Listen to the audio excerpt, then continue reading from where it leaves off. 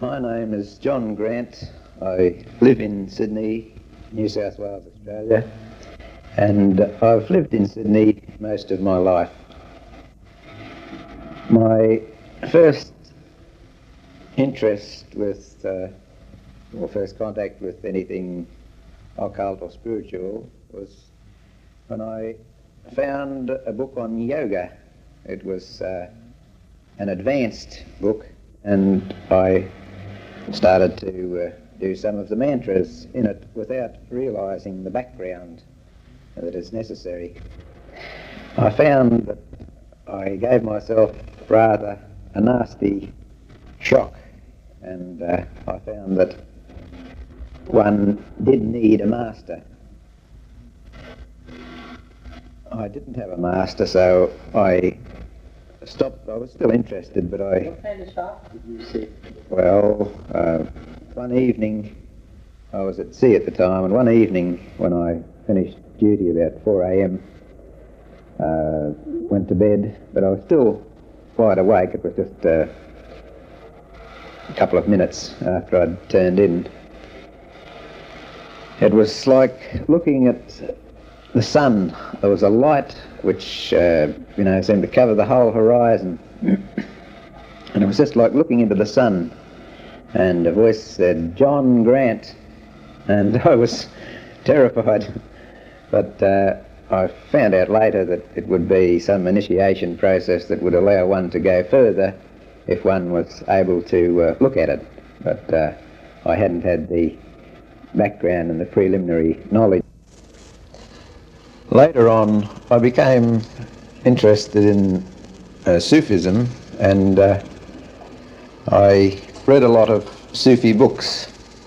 I found that Sufism appealed to me more than yoga because it went further in that it was more spiritual and not just striving for mystical powers. And I think it undoubtedly helped to prepare me for meeting Meher Baba, because had I not had the background of the Sufi books or the Sufi knowledge, I don't think I would have been able to cope with Baba or understand the significance of him. I first met Meher Baba in 1956 during his first visit to Australia. I went with a group of a few other people to the airport to pick him up, and I had the baggage in my car. On the way to Meher House, where he was staying, on the trip there, we were approaching the Harbour Bridge, and his car was about 4 car lengths ahead of mine, and I was starting to wonder about, was Meher Baba really the avatar? It's quite important when one decides to have a master to make sure that the master's genuine. And I thought, well, he claims to be the avatar and this is the personification of God. Let's put him to a little test. So I thought, well, if Baba is the avatar, he would know what I'm thinking. So I thought of the attributes of God. What would they be? One would be love, one would be truth. So I thought, Meher Baba is love. And I could see him in the car ahead, and he turned round to my car and gave the symbol of perfection and looked at me. I was taken aback, but I thought, well, perhaps, he just did that. Might have been coincidence. He mightn't have known what I was thinking at all anyway, so I'll try again. So I did it again. Thought, Meher Baba is truth. And the same thing happened. He turned round and gave me the symbol of perfection.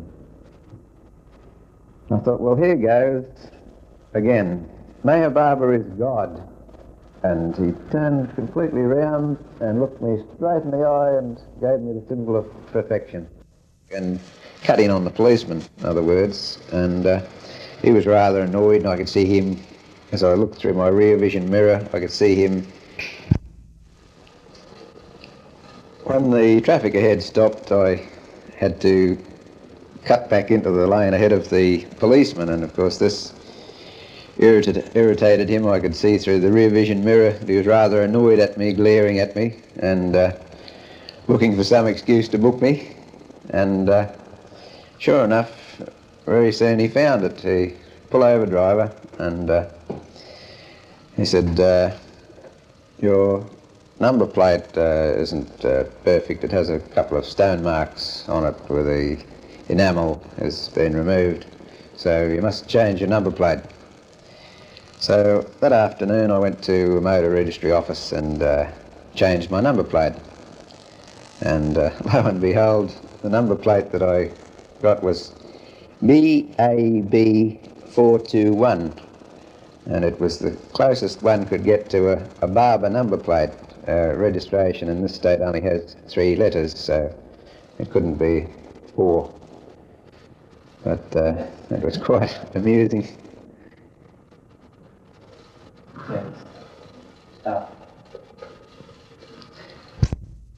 One thing that impressed me greatly with Baba was that he could apparently read a person's mind. He would answer a question that was pressing. A person would have a pressing question that they would want to ask him, but sometimes before they asked it, he would answer it. It would have to be something that would be really of great concern to that person. But this happened time and time again, not just to myself, but to many people there, this being able to answer the question before it was asked. And there'd always be a few rules and regulations, apparently for this purpose, but one would find that, like one of the regulations was not to leave the property. Well, one would find that circumstances would almost compel one to need to leave the property for some reason or other, and a person would just have to go a very short distance away and be able to come back, and you'd think, well, this would be all right, this could be the exception. But then as soon as a person did something that they were not to do, Bob would say, where's John, or where's Bill, or where's so-and-so? And he'd know immediately that one of the instructions was broken. Without, this happened time and time again, so that people come to realise that he just knew what was going on, whether he was physically present there or not. It could be behind his back or on the other side of a brick wall, but he'd know what was happening.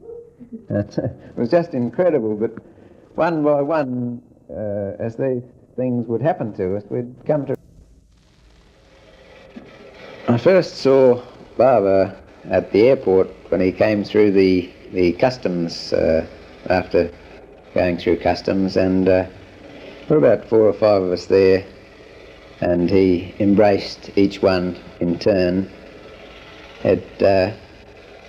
I have no particular recollection of this being anything very special at that time. We went then to Meher House, arriving there just on dark, about mealtime. Baba embraced all the lovers there. Most of the lovers were there.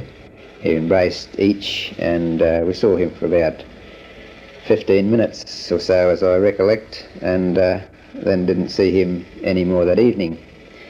The next day, we were with Baba in the big room, and this is where it really started. Baba would give discourses, and a thing that I noticed when he was, we say speaking, but he was silent, but he was very eloquent with his hand gestures, and they'd be interpreted by Erich or one of the other Mandali, And one didn't seem to realise that he wasn't speaking. It'd be more eloquent than if he had spoken, because you'd have these wonderful gestures and then Erich translating or speaking for him. And when he'd give a discourse, the message would be so penetrating, it would just seem to penetrate the heart. And one found that tears would start to well up and just come down one's cheeks. And I've looked around and other people, and there hasn't been a dry eye in the room. This just, I can only put it down to the fact that his message is so penetrating, and when one is in his presence and one can actually feel the truth of what he's saying, it's so real. Another thing about his presence was the overflow of love that one could experience. It was just incredible. And particularly, I noticed it particularly when we had private interviews, we'd have about 5 minutes each with him. And I just sat with him, next to him, and he put his arm around me, and one could actually just feel this great flow of love. It's impossible to describe, but it's wonderful to experience. I've never had anything like it. And there was a play put on, one of Francis Brabazon's play, The Quest, was put on, and most of us had some part in this play, and Baba liked it very much.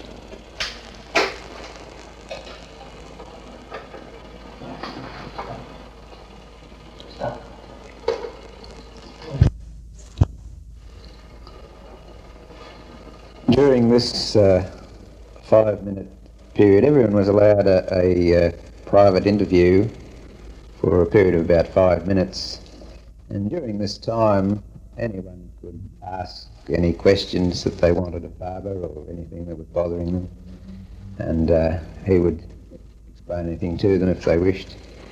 I had no questions to ask because his presence just seemed to be so fulfilling. One could feel this great surge of love that seemed to emanate from him, and there just seemed to be no questions to ask. And this wasn't an uncommon experience. Many people experienced this. Some people certainly asked questions, but it wasn't unusual that his presence was just so fulfilling that people just didn't have questions to ask.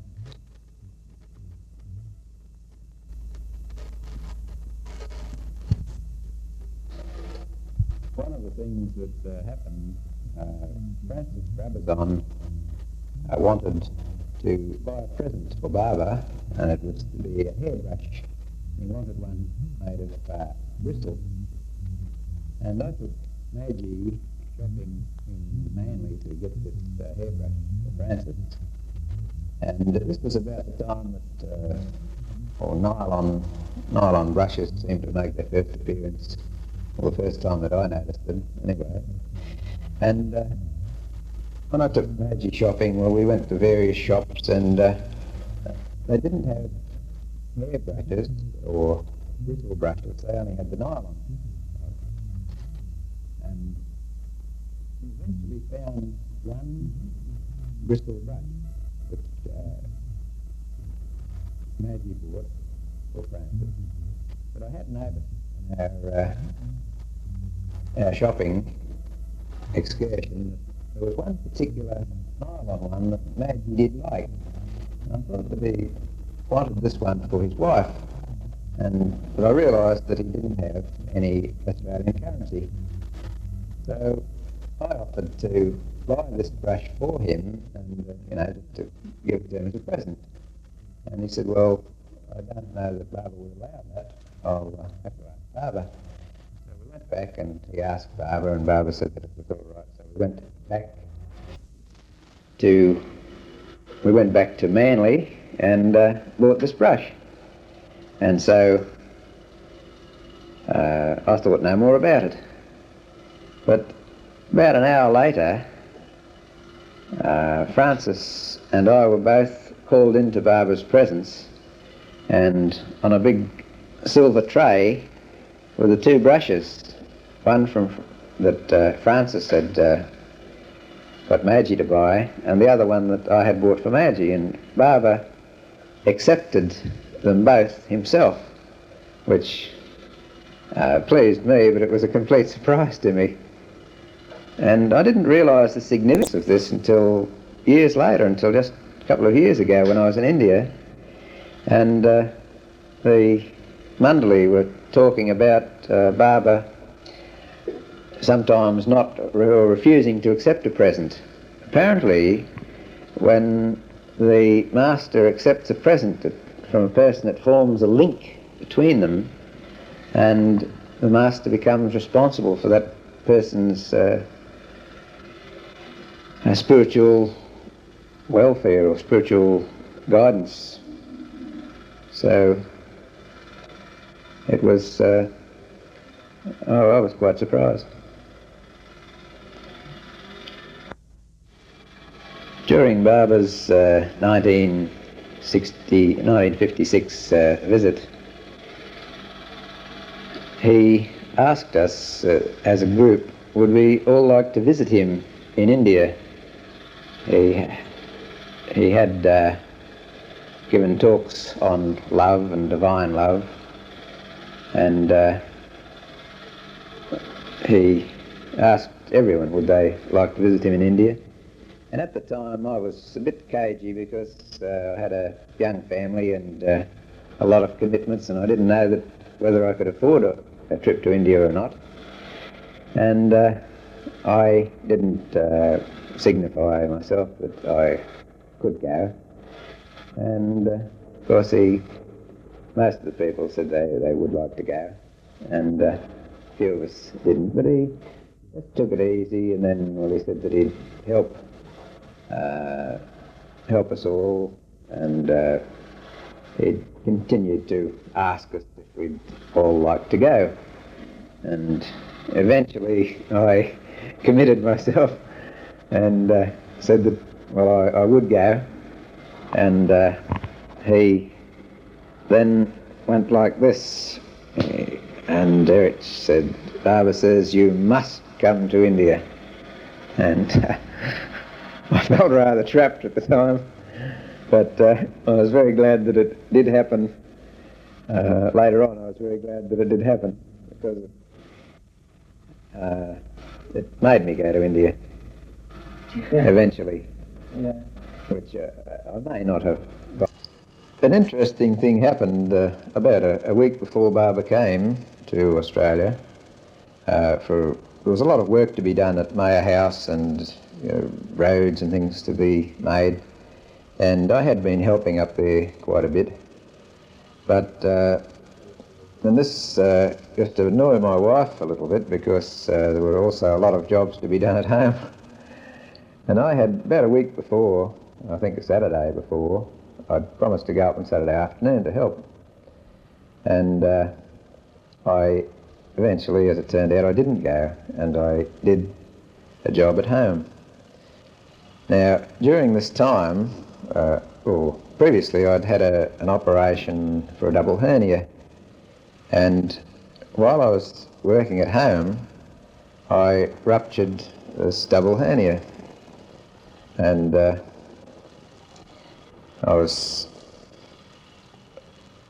whether I had gone to help or not, in principle, I don't think mattered, but the fact that I had said that I was going and then didn't go, I think was very significant.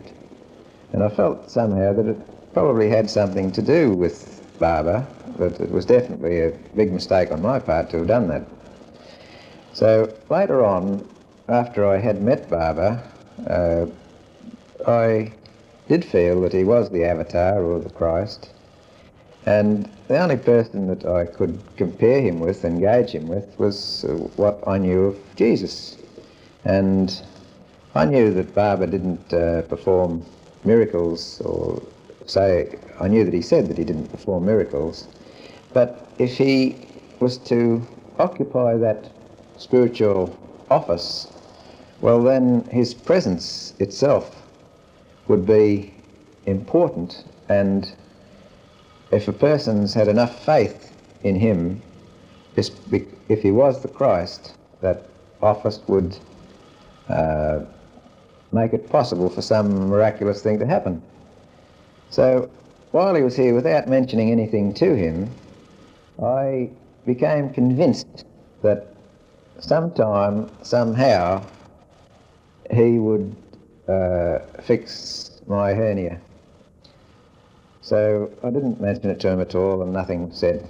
But then he gave a general instruction to us all that concerned a period of time of half an hour for 4 different nights. I think it was Saturday night, and the time was somewhere near midnight, either the half hour before or the half hour after. But that was reserved for him, and I forget what he told us to do during this period, but it was definitely exclusively Baba's time and our carrying out his instructions. Now, on about the last minute of the 4th period of time, just sudden energy seemed to hit me the back of the neck here and go down through my body. It felt as though it went like through the spine, and I felt a nip-nip as it went down near my stomach, and a nip-nip where it came to the spots where the hernia, the double hernia was. And I have not, my hernia has been healed since that time. And I don't know how Baba did it, but I was just convinced that he would do it, would cure me, and that's how it happened. In 1956, when Baba was here, he instructed Francis Brabazon to find a site that would be suitable for a spiritual centre in Australia. And Francis went out and found a place. There were certain conditions laid down. I don't recall exactly what they were, but one of them was that it had to be a temperate climate, a warm climate, and Francis found a place that he thought was suitable, which was about 75 miles north of Brisbane, at a place called Keel Mountain, near a little town called Woombye. And then Baba was doing a world trip in 1958, and after visiting America he came to Australia on his way back to India, and he visited this property that had been specially purchased for the spiritual centre in Australia, and he named it Avatar's Abode. And when he saw the property after inspecting it, he said, "Francis, you have selected the right place."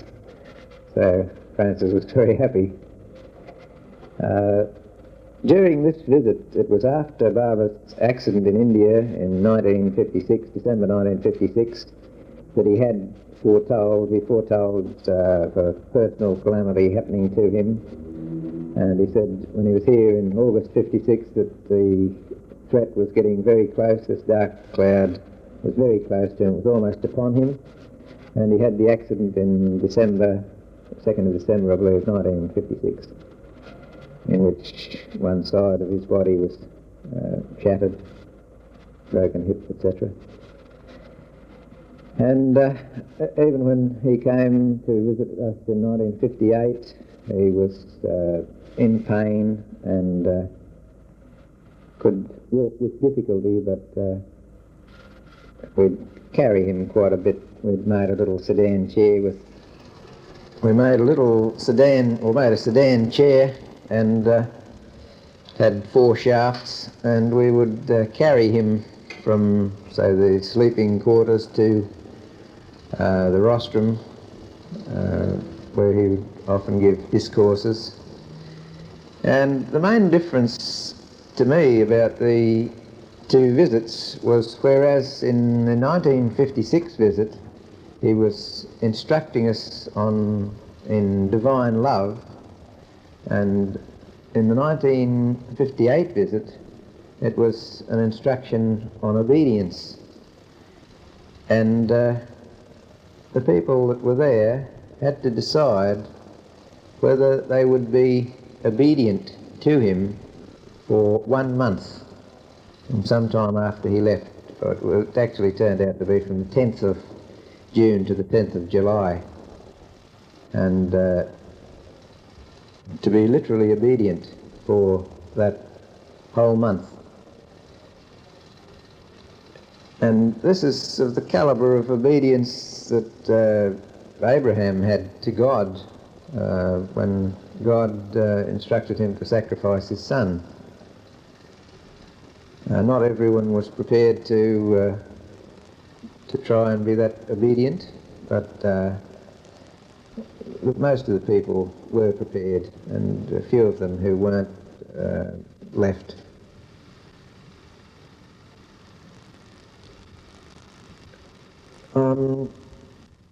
I think Baba was there for 3 days, but I'm not positive. It could have been 4, but I think it was only 3 days.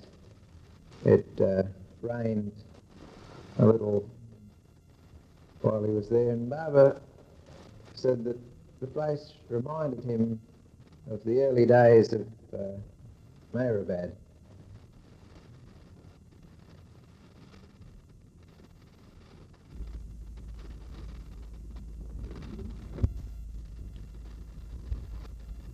Not long before Baba left in 1958, he said to a group of us that this would be the last time that most of us would see him in the flesh. And even although he did have the East-West gathering in 1962, I was not present then, and in fact it was the last time that I saw him in the flesh. Baba, I seem to recall that Baba did this type of thing. He'd say something to a number of people, and it would be for specific individuals, but he wouldn't single them out. He'd speak to a group. And I think I can recall something similar happening just before his accident in India. He said to a group of the close to love him more and more, and to hold on to him more and more, that in a few days' time that they'd all be dead. And one of the group was Dr. Nilu, I believe, and Dr. Nilu was killed in the accident that Baba had in India in December 1956.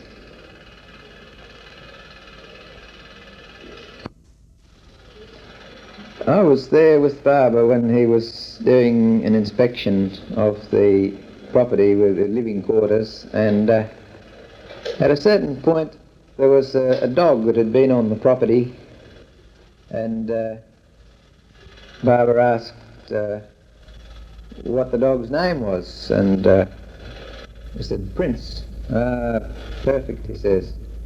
And the dog's rolling on its back with its feet up in the air, and Baba just snapped his fingers like that, and the dog was right in front of me, and the dog froze. It was quite a normal activity with the dog, and quite a lot of activity rolling around, and then suddenly Baba snapped his fingers. It froze, and then Baba snapped his fingers again, and of course it started to roll around again as though nothing had happened. But in that moment, I suppose it would be about 2 seconds, the dog was perfectly still. When Baba commented through Eric that next time that dog would have human form, would not be reincarnated, or it would not be an animal or a dog again, it would be a human being.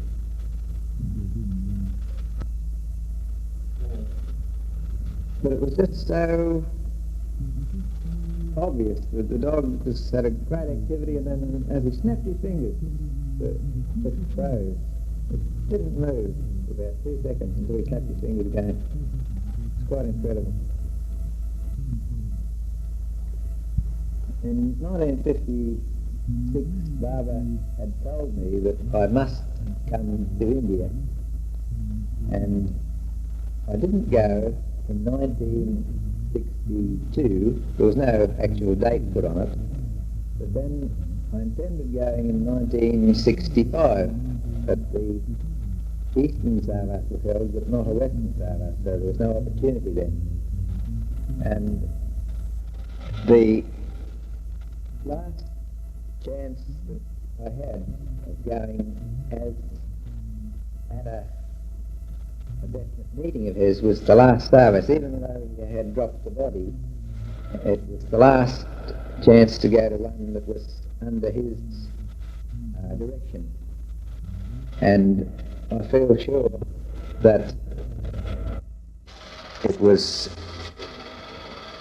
I probably would have gone anyway, but it took all doubt about it. It clinched the deal for me to have had him tell me that I must come to India, because I went in 1969, and I was very glad I did, and I was very surprised, because when he was in the flesh, or before he dropped his body, one could feel his presence. It was so real and tangible.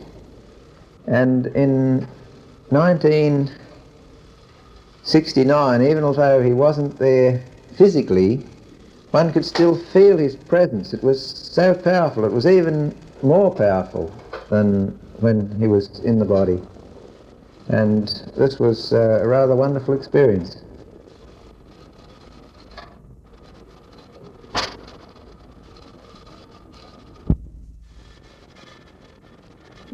One little humorous incident comes to mind with Baba's visit in 1956. Baba invited us all to go to the movies, and when we were there were about enough people for 3 rows upstairs, and there weren't many other people there, just a few. And Baba would be directing where the different ones would be sitting, and then when the movie was about halfway through, for whatever reason, he went there, was achieved, and he decided that we'd all leave. So when Baba got up to go, well, we all left. And well, someone in the audience was heard to remark, "Who does that chap think he is? Jesus Christ or somebody?" That's because Baba walked out with his whole party? Yes, he seemed to be directing everybody, and then when he walked out, everyone walked out.